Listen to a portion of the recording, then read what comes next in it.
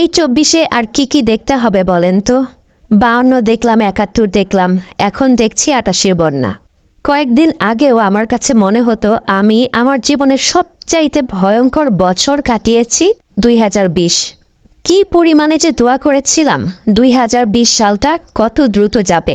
2020-এর 31শে December রাত 12টা বাজার অপেক্ষায় বসেছিলাম অধীর আগ্রহে। জীবনে কোনো দিন নতুন বছরের জন্য এইরকম অপেক্ষা করিনি। যেই মুহূর্তে রাত 12টা পার হলো, কি পরিমাণে যে খুশি লেগেছিল, মনে হলো যে কোন অন্ধকার থেকে জানি বের হচ্ছে আলোর মুখ দেখতে। জীবনে এত ভয়ঙ্কর একটা বছর পার করেছি, শুধু আমি না, সবাই পার করেছে।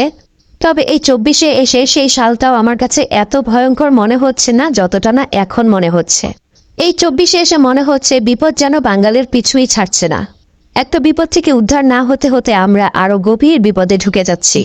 কি পরিমাণে পানির স্রোত, চারদিক ভেসে যাচ্ছে। গভীর রাতে ঘুমন্ত অবস্থায় যদি পানি ঢুকে এইভাবে, বৃষ্টির পানি না, বৃষ্টির পানি হলে তো একটু একটু করে বাড়বে, এটা হচ্ছে বাঁধের পানি। চিন্তা করতেও কষ্ট হয় ঘুমন্ত মানুষগুলো ঘুম থেকে জেগেই যখন দেখেছে চারপাশে পানি থই থই, তাদের কেমন লেগেছে। দিনের বেলা এরকম হলেও তো মানুষ কিছু না কিছু হয়তো সরানোর চেষ্টা করত।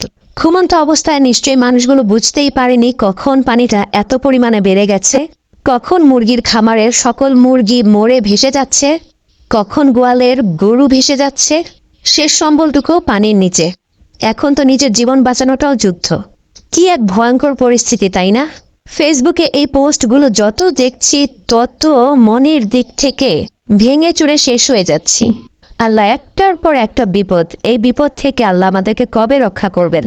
কবে ফিরে আসবে শান্তি? কবে পার হবে এই 2024?